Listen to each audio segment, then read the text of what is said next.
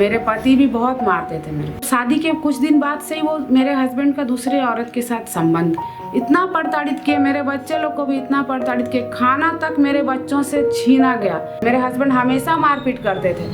अभी पहले तो मारपीट शादी के बाद करते ही थे।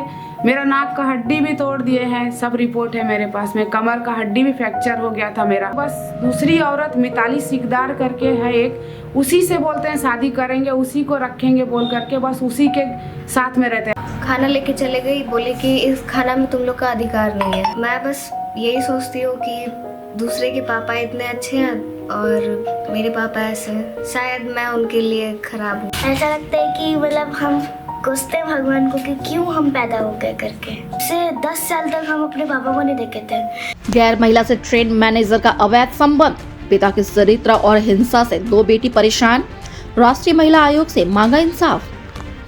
चक्रधरपुर के लोकनाथ नगर में रहने वाली एक पत्नी और 2 बेटी आज इंसाफ मांग रही है। एक पत्नी अपने पति से पत्नी होने का अधिकार मांग रही है, तो 2 छोटी छोटी बेटियां अपने पिता से बेटी होने का अपना हक और अधिकार पिता से मांग रही है। इनका हक और अधिकार छीनने वाला ये पति और पिता कोई और नहीं बल्कि छत्तीसगढ़ के बिलासपुर रेल मंडल में गुड्स ट्रेन मैनेजर के पद पर काम करने वाला रेल कर्मी शरद कुमार शर्मा है। शरद कुमार शर्मा पर आरोप है कि उसका दूसरी गैर महिला के साथ अवैध संबंध है, जिसके कारण वह अपनी पत्नी और 2 बेटियों को अपने साथ नहीं रखता है और न ही उसकी परवरिश का खर्च उठाता है। मैं बिलासपुर चक्रधरपुर से शादी होके बिलासपुर अपने ससुराल सबके साथ रहती थी। मुझे बहुत दिन तक साथ में मतलब एकदम रखे, उसके बाद में मारपीट चालू कर दिए। मतलब शादी के कुछ दिन बाद से ही मेरे साथ मारपीट चालू हो गया है। उसके बाद में मैं अब मेरे 2 बेटियां हो गई। मुझे दहेज के लिए भी मेरे सास बोलती थी, मेरे को ठग लिए 5 लाख में ऐसे करके। घर का शादी के समय घर का सारा सामान और 5 लाख रुपया का डिमांड किए थे। जो मेरे पापा रिटायरमेंट हुए थे उस समय जैसे भी करके धीरे धीरे करके सब सारा सामान जुगाड़ करके शादी में दिए, पैसे भी दिए। उसके बाद भी उनके मन में शांति नहीं। मैं सारा घर का काम भी करती थी, उनको फिर भी पसंद नहीं और मेरे को हर समय प्रताड़ित करते रहते थे। मेरे पति भी बहुत मारते थे मेरे को, लेकिन मैं चुपचाप रहती थी। आज नहीं कल सुधर जाएंगे, सब ठीक हो जाएगा, ऐसे सोचती थी। क्यों मारते थे कुछ पता नहीं? वो बस मुझे दूसरा औरत रखे थे। मतलब शादी के कुछ दिन बाद से ही वो मेरे हस्बैंड का दूसरे औरत के साथ संबंध, मुझे थोड़ा जानकारी था लेकिन मैं विश्वास नहीं कर पाई थी कि शायद ऐसा होगा, लेकिन बाद में मुझे पूरा डिटेल्स में पता चल गया।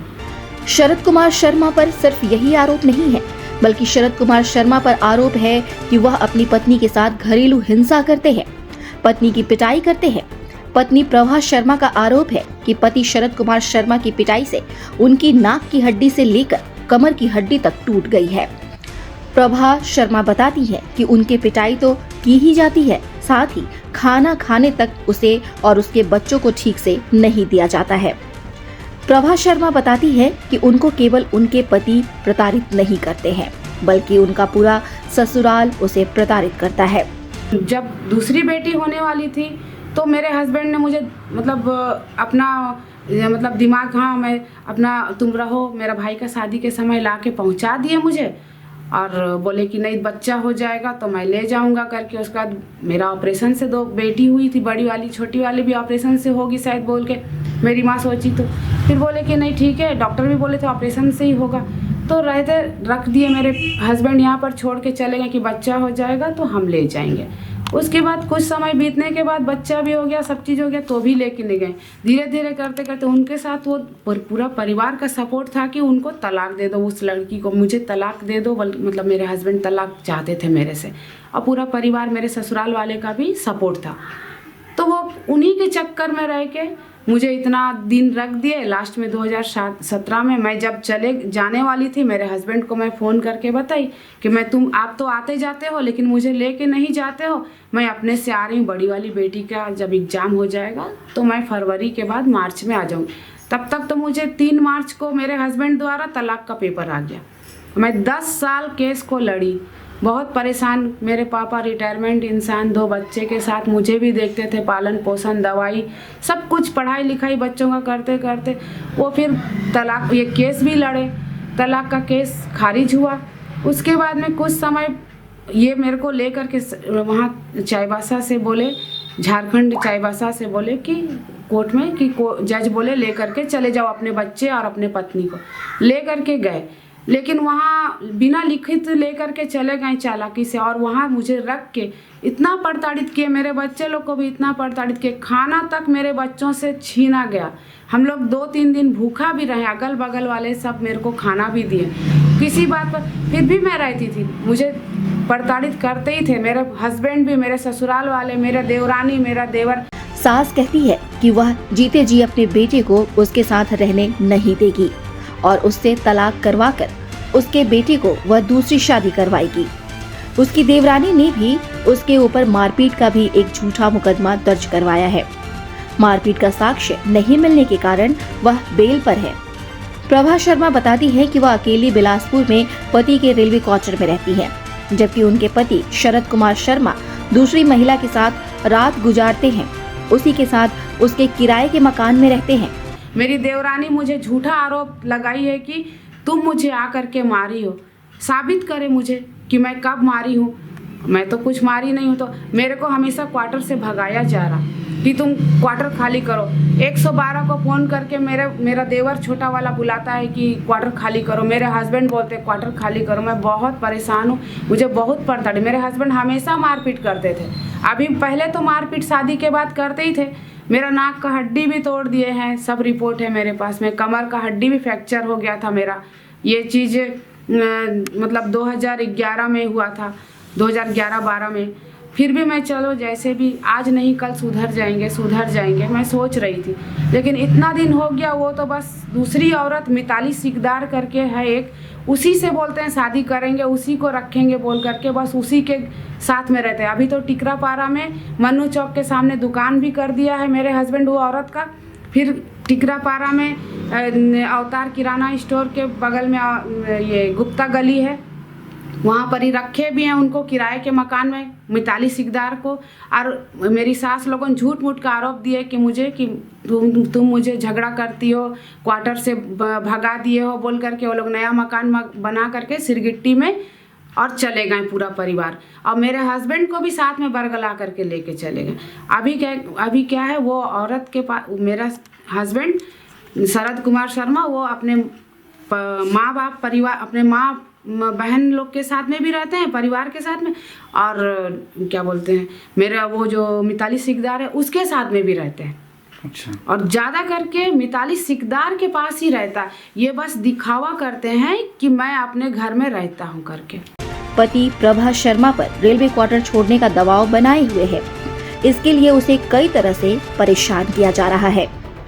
दूसरी तरफ पति शरद कुमार शर्मा ने अपनी पत्नी की निजता का हनन करते हुए उस पर 24 घंटे नजर बनाए रखने के लिए रेलवे क्वार्टर में 7 सीसीटीवी कैमरे लगा रखे हैं, और यह सभी कैमरे बेडरूम से लेकर बाथरूम तक लगाए गए हैं। और इन सभी कैमरों का एक्सेस केवल पति शरद शर्मा के पास नहीं है, बल्कि सभी कैमरों में क्या कुछ दिख रहा है इसको उसके सास, देवर, देवरानी, ननद समेत सभी ससुराल वाले देखते हैं। इतना ही नहीं, प्रभा शर्मा पर लगे 7 कैमरे पर पति का वह गैर महिला मित्र भी नजर बनाए रहती है, जिसके कारण उसका घर टूटकर तबाह और बर्बाद हो चुका है। हाँ, मेरे को निगरानी रखना चाहते थे कि मैं गलती करूं, और मतलब वो लोग सब उन लोग का गलती को छुपा दिया जाता है था कैमरे में, और मेरा गलती को दिखा करके मतलब मैं किसी तरह उन लोग तलाक मांगते थे ना कि इनका गलती, मेरा गलती को निकाल के वो लोग तलाक ले ले। तो जब मैं गई उसके 2 नवंबर को मैं गई, 2 नवंबर 2023 को मैं गई हूँ। उसके 1 दिन पहले 2 दिन पहले सीसीटीवी कैमरा लगा दिए हैं मेरा हस्बैंड, मेरे ससुराल वाले। ये दिमाग सारा मेरा ननद का था। मेरा ननद जो है वो सारा कैमरा लगवाई है। कितना कैमरा? 7 कैमरा लगा हुआ। कहाँ कैमरा लगा? देखिए बाथरूम के तरफ में लगा हुआ है। बाथरूम में भी? जी, बाथरूम के दरवाजा में लगा हुआ, मतलब उस बाथरूम के बाहर में, अंदर नहीं, बाथरूम के बाहर जैसे निकलेंगे उसमें लगा हुआ है। फिर रसोई में लगा हुआ है, फिर बरंडा में, पीछे वाले बरंडा में लगा हुआ, फिर मैं जहाँ सोती हूँ हॉल में वहाँ लगा हुआ है। मेरे बच्चे लोग भी वहीं सोते थे, फिर वहाँ लगा हुआ था। फिर वो क्या बोलते हैं जो मेरे हस्बैंड जहाँ पर सोते हैं बरंडा है, वो बाहर में बरंडा में लगा हुआ है। फिर और जहाँ पर पूरा फ्रंट में एकदम सामने में वहाँ भी लगा हुआ है बहुत सारा, 7 कैमरा है। ये बताइए, इतना सारा कैमरा लगा हुआ, आपका बेडरूम से लेके बाथरूम तक कैमरा लगा हुआ है, आपकी तो प्राइवेसी रहेगी नहीं। आप ये एक्सेस किसके किसके पास है कैमरा का? पूरे फैमिली के पास, मेरे ससुराल वाले लोग के पास है, मेरा ननद के पास है, मेरा ननद का पति, मेरे ननद के बेटियों के पास है, यहाँ तक कि मिताली जो मेरे हस्बैंड जो औरत को रखे हैं उसका, उस औरत के तक में भी कैमरा का सब चीज मतलब रिकॉर्डिंग हो जाता रहता है, सब चीज उनके पास भी प्राइवेसी है। वो लोग भी देखते हैं आप हाँ, लोग पूरे क्या कर रहे हैं, नहीं कर रहे हैं, वो सारा देखते रहते हैं। जैसे मैं घर से निकली हूँ यहाँ तक वो अगल बगल मतलब एक कोई है, कुछ लोग हैं ऐसे जो बगल में मतलब सामने में रहते हैं, वो लोग को बोल के रखे हैं कि ये मेरी पत्नी निकलेगी तो इसका पीछा करो, मेरे बच्चे निकलेंगे तो पीछा करो, ये मतलब सामने वाले लोग को बोल के भी रखे हैं। वो लोग फ़ोन करके बताते हैं कि ये निकल रही है। और क्या है, मैं अभी आज तक मैं अगर निकली भी हूँ तो मैं अपने पति को राइट हैंड पकड़ने की जगह में वो मेरे पति देख लेते हैं कैमरा में, मेरे ससुराल वाले देख लेते हैं, वो मिताली देख लेती है। तो क्या मैं मेरे हस्बैंड को और मिताली को राइट हैंड पकड़ ही नहीं पाती हूँ। और मिताली क्या है, मुँह में कपड़ा बांध के मेरे हस्बैंड के साथ में बाइक में सब जगह जाती है। दरअसल बिलासपुर में रहने वाले शरद कुमार शर्मा की चक्रधरपुर में रहने वाली प्रभा शर्मा से 22 अप्रैल 2008 में ससुराल वालों के डिमांड पर 5 लाख नकद और घरेलू सामान का दहेज देकर शादी हुई थी। 2 साल बाद प्रभा शर्मा को पता चला था कि उसके पति का दूसरी महिला से संबंध है, जिसके बाद से घर में ऐसा कोहराम मचा कि आज एक पत्नी और 2 छोटी छोटी बेटियां इंसाफ मांग रही है। मेरे बेटियों से खाना भी छीन लिया गया। ये घटना है आपका जनवरी 6-7 तारीख का घटना, 6 तारीख का घटना है जो मेरी बेटियों से खाना छीन लिया गया। बोले मेरी देवरानी छीन ली। मेरे हस्बैंड बैठे थे सामने में, बोले इन लोग को खाना मत दिया करो, इन लोग खाएंगे यहीं रह जाएंगे, ऐसे करके बच्चियों को नौकरानी का, मुझे नौकरानी और बच्चियों को नौकरानी का बच्चा बोला जाता था, गंदी गंदी गालियाँ दिया जाता था। पढ़ाई करने में उनको कोई हेल्प नहीं मिला। मेरे पापा उन लोगों को, दोनों बच्चियों को व्यापार विहार बिलासपुर में वहाँ सेंट जेवियर्स स्कूल में CBSE बोर्ड में डाले भी, स्कूल में एडमिशन करवाएं, लेकिन बच्चों का फीस नहीं हुआ, खाने पीने का नहीं हुआ। मेरे हस्बैंड खाने को भी नहीं दिए, मुझे कुछ नहीं, पैसा नहीं देते थे, खाने का नहीं। लास्ट में बच्चियों, हम लोग सब जैसे तैसे करके भूखे रहे, खाना पीना, बच्चियों को पर प्रॉब्लम होने लगा। अब मैं क्या करूं बताइए।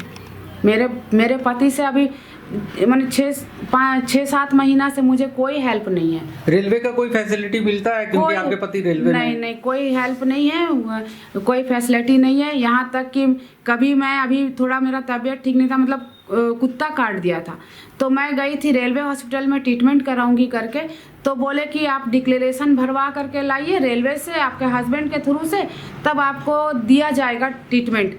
तो मेरे हस्बैंड को मैं आके बोली, तो मेरे हस्बैंड बोले मैं रेलवे से कुछ नहीं दूंगा, तुमको तो मैं रखना ही नहीं चाहता हूँ, तो मैं तुमको तुम्हारा नाम भी हटा देंगे धीरे धीरे करके, ऐसे बोल करके बोले नहीं देंगे, डिक्लेरेशन नहीं देंगे, तुमको जो करना है करो। इन बेटियों को भी नहीं मिलता है? नहीं, इन बेटियों को भी नहीं मिलता। मेडिकल सर्विस नहीं, मेडिकल सर्विस नहीं मिलता है, कुछ नहीं मिलता है, कुछ नहीं। हम लोग को आज तक पास PTO का हेल्प नहीं मिला। मैं खुद पत्नी, मैं अपने पापा का पास में, नौकर के पास में आती थी और जाती थी। मेरे पापा नौकर के पास में मुझे लाते, अटेंडेंस में, पापा का अटेंडेंस में मैं आती थी और जाती थी। मुझे कभी किसी हेल्प नहीं मिला। मेरे हस्बैंड से मैं एक साड़ी तक का हेल्प नहीं मिला। आपके पति क्या करते हैं, कहाँ? रेलवे गुड्स गार्ड है बिलासपुर में जी, छत्तीसगढ़ में जी। क्या नाम है उनका? शरद कुमार शर्मा। शरद कुमार शर्मा जी। मेरी सास बोलती है कि जब तक मैं जिंदा रहूंगी तब तक मेरे बेटे के साथ तुमको बिल्कुल रहने नहीं दूंगी। मेरा जिंदा रहते तो मैं अपना बेटा के साथ तुमको रहने नहीं दूंगी। इस बीच चाईबासा कोर्ट में पति शरद शर्मा ने पत्नी प्रभा से तलाक के लिए अर्जी दी, लेकिन कोर्ट ने तलाक के इस मामले को खारिज करते हुए पत्नी को सुखी से साथ में रखने का निर्देश दिया। पति शरद पत्नी प्रभा को वापस बिलासपुर ले तो गया, लेकिन फिर से उसके साथ अत्याचार करना शुरू कर दिया। पिछले 10 सालों से दोनों छोटी छोटी बेटियों का लालन पालन नानी घर में हो रहा है। पढ़ाई लिखाई का खर्च भी मायके वाले ही देख रहे हैं। 3 महीने पहले इन बच्चियों के नाना जी का देहांत हो गया। अब इनके ऊपर संकट के बादल गहरा गए हैं। मेरे ससुराल वाले बोलते हैं कि तुम मेरे बेटे को, मेरी सास बोलती है, अब मेरा ननद मेरे ससुराल वाले बोलते हैं कि तुम मेरे भाई, मेरे शरद कुमार शर्मा, मेरा पति को तुम तलाक दे दो और हम लोग मिताली सिकदार से शादी करेंगे, मेरा बेटा का दूसरा शादी करेंगे। और मिताली सिकदार का पहला पति भी था दीपक कुमार सिकदार, उसके तरफ से मिताली का 2 बेटा भी है, जो एक पूना में नौकरी करता, उसका पत्नी भी है, और छोटा वाला दिल्ली में है, दिल्ली में पढ़ाई करता है, मेरा हस्बैंड ही उसको पढ़ाते हैं। और मिताली सिकदार का दीपक कुमार सिकदार उसके हस्बैंड से तलाक करवा दिए हैं मेरा पति बोलते हैं मैं उसी के साथ में रहूँगा, उसी से शादी करूँगा करके, मतलब अब मैं उसी से शादी करूँगा करके बोलते हैं। तो मैं तो तलाक नहीं दूंगी, जिंदगी भर मरते दम तक तलाक नहीं दूंगी। मुझे आप क्या चाहती क्या है? मैं तलाक नहीं दूंगी। मेरा जो अधिकार है पत्नी होने का, वो पत्नी होने का मुझे अधिकार दिया जाए, मुझे मेरे बच्चों का अधिकार दिया जाए। बेटी है 2 मेरे बच्चियों का भविष्य, मेरा बेटियों का भविष्य को मैं देख करके सोचती हूँ कि मुझे उनके भविष्य की चिंता है, मुझे उसके भविष्य की चिंता बहुत है मुझे, और मैं तलाक नहीं दूंगी। मेरे बच्चियों को कुछ भी अधिकार मिले, जो भी उनका अधिकार, अभी शादी ब्याह भी करना है, मेरा बच्चियों को पढ़ाना लिखाना है, बहुत कुछ है, मैं तलाक नहीं दूंगी। मुझे आपके पति अपनी बेटियों को देखते हैं, कभी उनसे बात करते हैं कि नहीं करते हैं? नहीं करते हैं, बेटियों को देखते भी नहीं है। मुझे तो खुद बोलते हैं कि तुम तलाक दे दो, ऐसे करके बोलते हैं, पर मैं तलाक कभी नहीं दूंगी। और मुझे जो सहायता, मुझे मेरा जो अधिकार है वो मुझे मिलना चाहिए, पत्नी होने का अधिकार। इस बीच अब प्रभा शर्मा की 14 साल की बड़ी बेटी ने महिला आयोग को पत्र लिखकर इंसाफ की गुहार लगाई है। मेरे मम्मी का नाम प्रभा शर्मा है, मेरे पिताजी का नाम शरद कुमार शर्मा है, जो कि बिलासपुर में रेलवे गुड्स गार्ड में है। और मैं जब जन्म हुई थी, 3 साल की थी, उस टाइम में मेरे पिताजी द्वारा मेरी माँ को प्रताड़ित किया जाता था। तो मैं देखती थी लेकिन कुछ कर नहीं पाती थी, क्योंकि उस टाइम मेरा उम्र छोटा था। और रही बात हम लोग को मैं 3 साल में मेरी माँ को और मुझे भगा दिया गया घर से, बोले कि ले जाओ नहीं तो मार देंगे। और उस टाइम मेरी छोटी बहन होने वाली थी, तो हम लोग, मेरी नानी बोली यहाँ पे आ जाओ। तो उसके बाद से हम लोग 10 साल यहीं पे थे। ये 2023 में 2 नवंबर को हम लोग को कोर्ट के द्वारा आदेश दिया गया कि अपनी वाइफ और अपने बच्चे को ले जाया जाए। ये पापा कुछ लिखा पढ़ी के बिना ही लेके चले गए, और उसके बाद में वहाँ पे फिर भी प्रताड़ित किया गया मेरी मम्मी को।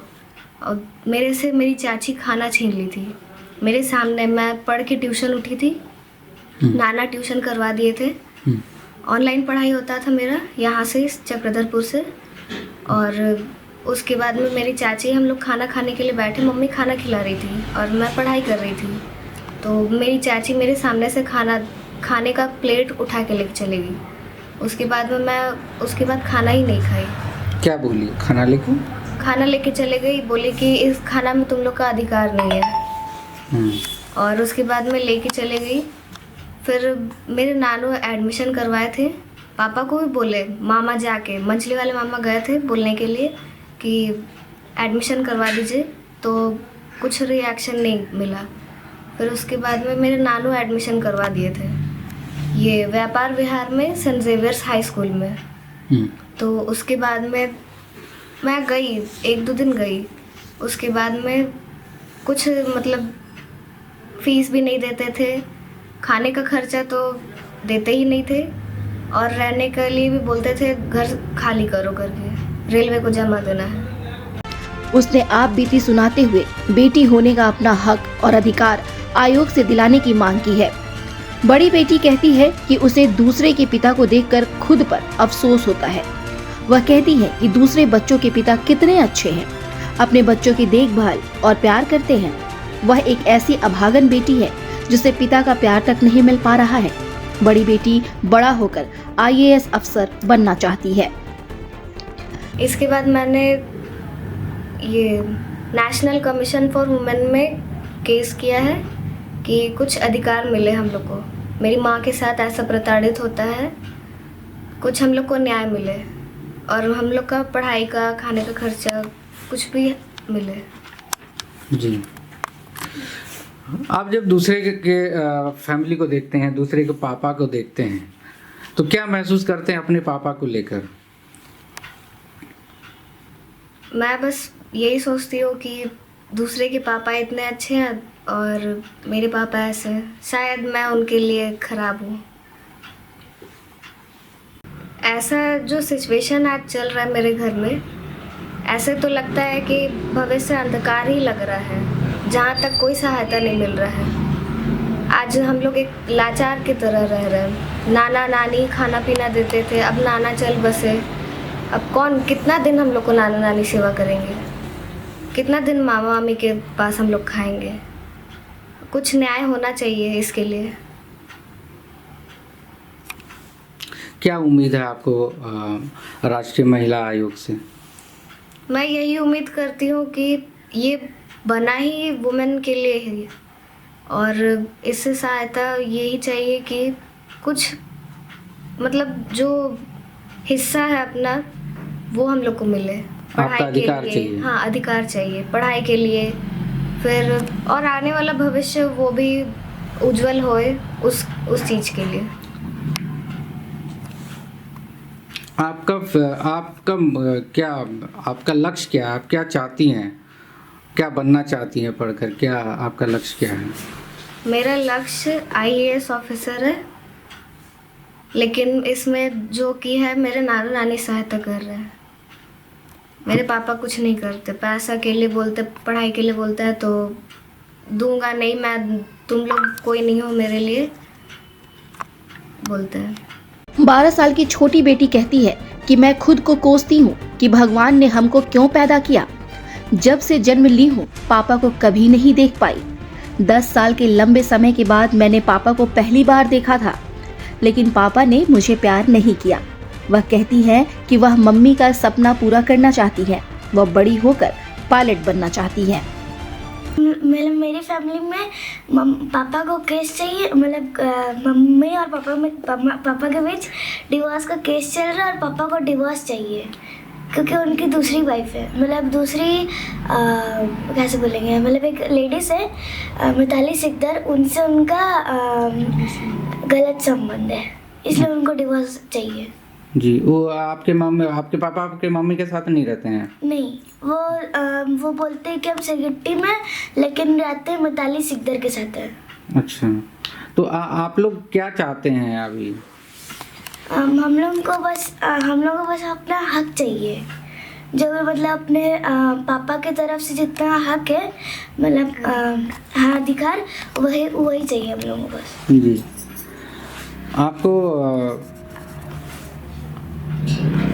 आपको कैसा लगता है जब आपके पापा इस तरीके से कर रहे हैं और आप दूसरे के पापा को देखते हैं, तब क्या महसूस करते हैं बेटा? ऐसा लगता है कि मतलब हम कोसते हैं भगवान को कि क्यों हम पैदा हो गए करके। मतलब हमको का भगवान, मतलब हम बचपन जब से हम जन्म हुए तब से 10 साल तक हम अपने पापा को नहीं देखे थे। पहली बार हम गए थे जब बिलासपुर, हम 2023 में आई थिंक 2 नवंबर होगा, 2 नवंबर को जब हम गए थे तभी हम पापा को पहली बार देखे थे। आपके पापा को क्या लगा था? हम कभी नहीं देखे थे, ना ही हमको, और वहाँ जाने के बाद भी हमको पापा एक बार भी प्यार नहीं किए, सिर्फ दिखावा वाला प्यार करते। जैसे कभी कैसे बोले, कभी अगर बाइक में लेके गए तो खाली हम लोगों को बस अच्छा जगह घुमाने अगर ले भी आते थे तो एक ही बार बस लेके गए थे। अच्छा, ऐसे प्यार ज़्यादा कुछ नहीं करते? नहीं करते थे, बस दिखावा वाला प्यार था उनका। 10 साल तक आपको नहीं देखे पापा? नहीं, ना ही वो हमको कभी देखना चाहे और ना ही हमको देखने का मन करता कि कैसे दिखते हैं, कैसे है उनका व्यवहार, लेकिन वो मेरे को देखना नहीं चाहते थे। खराब लगता है ना? हाँ। आगे क्या सोच रही हो? पढ़ लिख के क्या बनना चाहती हो बेटा? पढ़ लिख के हमको मम्मी का सपना, मतलब मम्मी को पायलट बनने का था, तो हमको मम्मी का सपना हमको पूरा करना है, पायलट हमको बनना है। आप क्या इंसाफ चाहती हैं बेटा?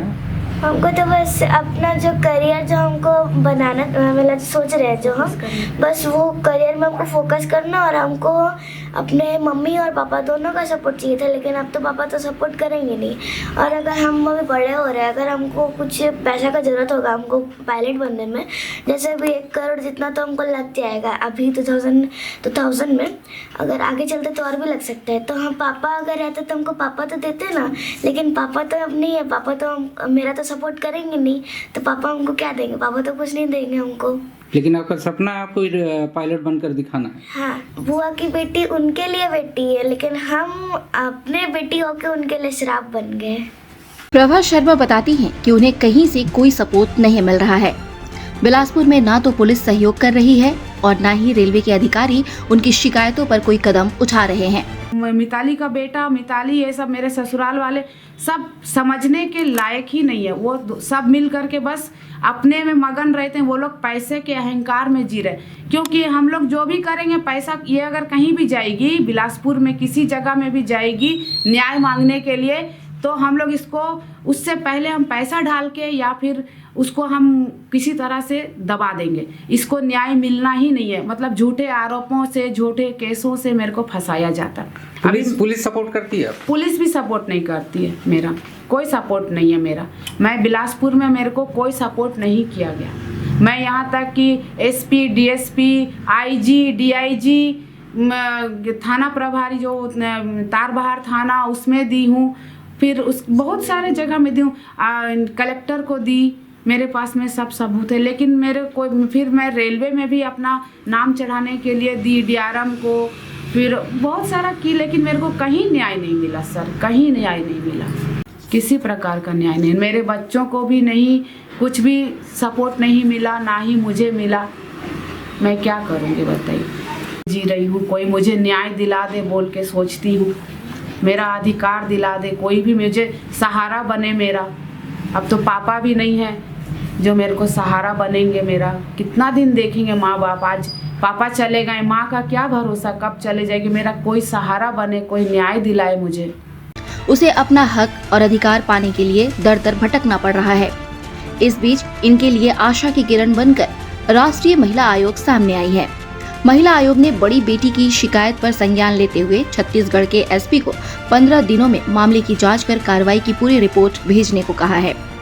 पत्नी और इन 2 छोटी छोटी बच्चियों को इंसाफ दिलाने में चक्रधरपुर के जाने माने मानवाधिकार कार्यकर्ता बैरम खान मदद कर रहे हैं। उम्मीद की जानी चाहिए कि एक पत्नी और 2 छोटी छोटी बेटी को जल्द इंसाफ मिलेगा। पत्नी को पत्नी का अधिकार मिलेगा और बेटी को बेटी का अधिकार मिलेगा, ताकि इनके भविष्य में मंडरा रहे काले बादल छट सके और इनका जीवन पटरी पर लौट सके।